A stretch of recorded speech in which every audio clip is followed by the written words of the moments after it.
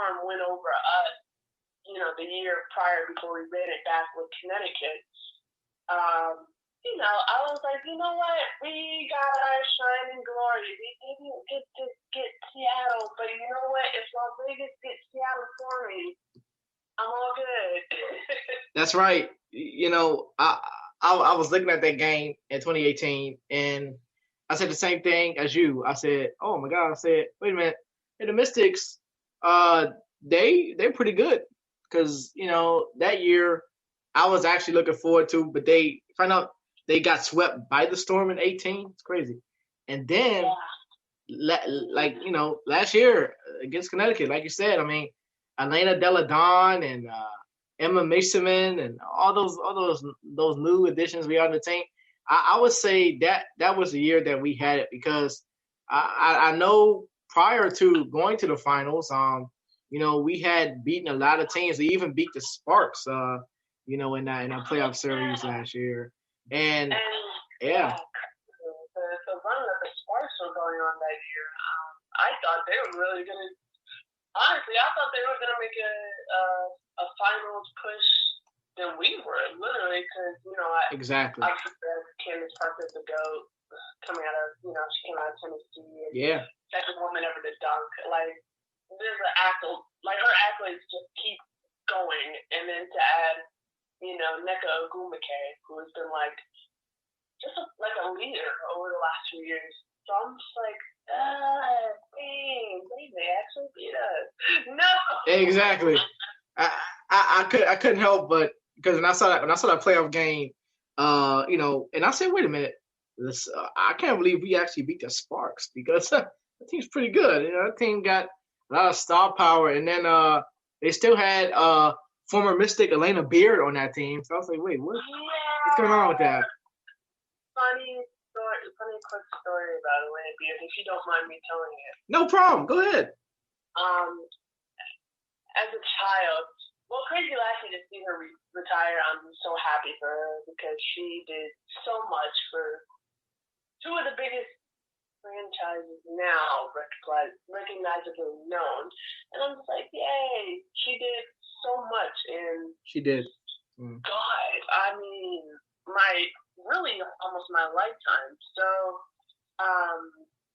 but to watch her, when she came onto the Mystics, this is how you know it's throwback Mystics when the Mystics used to have blue jerseys. Oh yeah, I remember those jerseys. Those jerseys were awesome. Those were sick. I don't know why they never brought them back, but and the women's used to have the same alternative. I was like, dude, those are mad cool.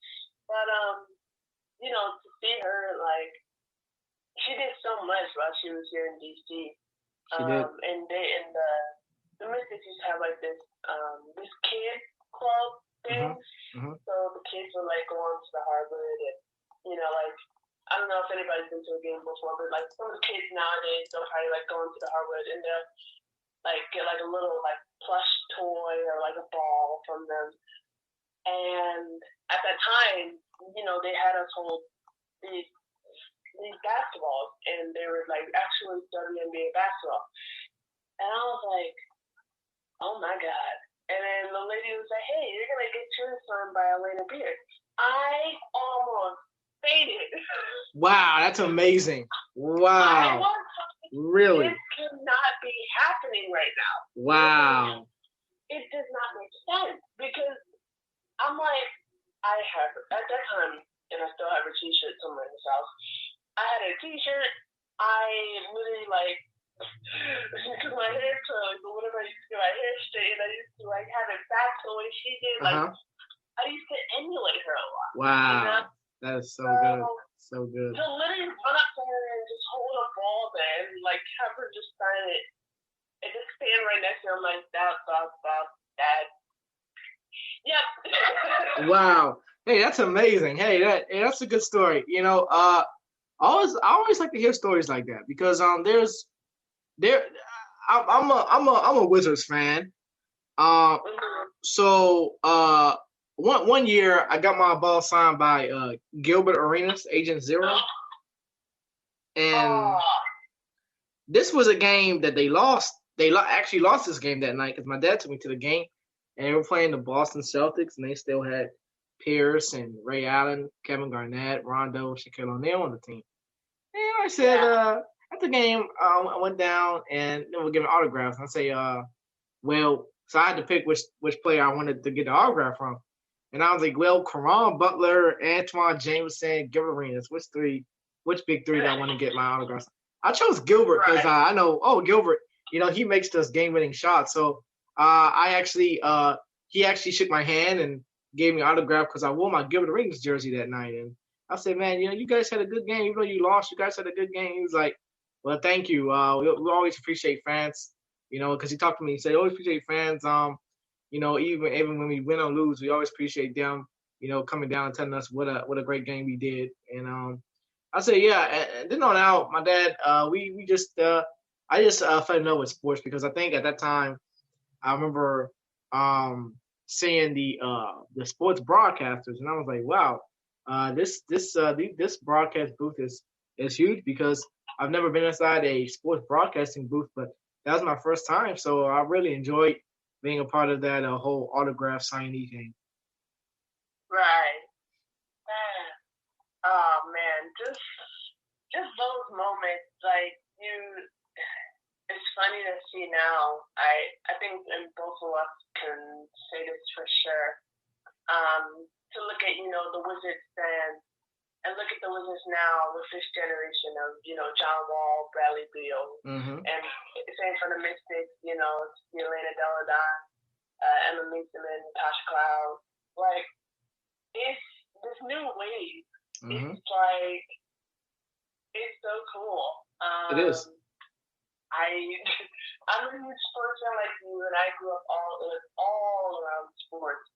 And with these little stories, it's so cool coming back to these little memories. I'm a huge Nats fan. I'm sorry to all the Orioles fans that are on here. Hey, shout out to the Nats. You may not like me for a minute, but I'm sorry. I know Battle of the Beltway did not go as planned this year, but it's okay. We'll come back next year. Yeah, we will. But, we'll come back. We'll come back. But I grew up watching Ryan Zimmerman. He used to play third base. Oh yeah, I love Zimmerman. Zimmerman is my guy. Yeah, he's good. Yeah. Epic times as a child. Yes. Literally, and that was back at RFK, which is yep. not that far from my house, and I'm just like, wow. When the stadium was still open, I went back in there one last time, and I just stood there, and I was like, man, I'm gonna miss this place because I was a baby when I used to come here. Like my dad had to hold me. Wow. Man, that's something. Wow. So I was like, that was, and to hear Charlie Sloan, Dave Jagler, Johnny Holiday, Ray Knight, and just, all of them, just hear bang, soon go the fireworks. That was iconic. Just DC is so full of iconicness. And the last few years, to see the DC teams get to where we know they could be. Yeah. That was rewarding. That was very rewarding. Yeah, I literally was actually thinking we weren't going to beat the Brewers in that playoff game last year. I was thinking, oh my gosh, this is the end of our season. This wild card game is the end. We were down I think 3-1, 3-2, and then to see I think it was either Howie Kendrick or one of those guys who hit the game-winning home run against the Brewers, and that sent us to LA, which LA, well, I can't believe we beat the Dodgers. The Dodgers were first place, and I was like, what? How did we beat the Dodgers? LA in the past. Yeah. Not very successful. Yeah. So... Yeah. LA was literally beating us 2-1 in that series. I remember. And I was like, geez. And I remember that last game because I was watching it in my living room. And Howie Kendrick hit the game home run in that game too. I was like, and that sent us to play the Cardinals, and well, we just blew the Cardinals out in that series. Yeah, it was no secret in that game. But the game against the Astros, that was pretty scary right there. That was pretty scary. Funny about the Astros, I've gotten so many questions from a lot of my friends who are, one of my friends who I went to St. Francis with, she's from Erie, Pennsylvania, but she's a long time Yankees fan. And so was my uncle. And literally, they were so happy that the Nationals won the World Series because they would have lost. I'm not going to cuss, but they would have lost there if they won. Oh, it would have been a madhouse. It would have been a total madhouse. Like oh my goodness. Like I was like, literally, I got this long raging text from my friend Rachel. She was like, dude, the Nationals won. I'm so happy y'all won. And I was like, what is going on? And then again, I look back at the footage, and I'm like, oh, because you can hear a fake banging noise. And I'm just like, really? Like, and then, for me, again, we didn't really have to, immerse ourselves into the matter, as much because we put it, we beat them, we put them aside. But, and funny, I respect the Dodgers a lot because over the years, like, other than Battle of the Beltway, like one of the most other iconic showdowns is DC versus LA. Oh yeah, absolutely. Somehow we win at their place, they win at our house. I was just like, no, what? Like, it's like every year something new happens. So exactly. To hear that, I was stuck. I was like, huh? They cheated? Like, why? Like, and I've seen it from all the LA fans, all Dodgers fans, all the Yankees fans, all my friends that are fans that are not National fans, but the teams that we play in the past. Oh, that was a long postseason. But you know what? What made it best was the fact that we got our first World Series out of it. That's right. That's right. That's a good thing. And like you said, my family and we're huge Nationals fans. I remember my godparents took me and my brother to a game 2009 before I went back to school during the fall. And we played the Brewers that night, and that was in August, because I remember. And we had we still had Zimmerman, and that night we just got blown out because not only did we lose, but it started raining after the 6th or 7th inning. And my godparents said, okay, we're going to go because we ain't trying to get wet. We ain't got no jacket because it was hot that night. And I said, okay, we'll just go. And then, so Nationals were losing pretty bad anyway. So when I got home, I saw the highlights, and wow, they lost pretty bad. That was a 12-2 loss, pretty bad. Our team, like you said, our players have changed a lot over the years. From Ryan Zimmerman to we had a player named Jordan Zimmerman before, and then we had other guys to Danny Espinosa to Ian Desmond to Michael Morris, all those guys.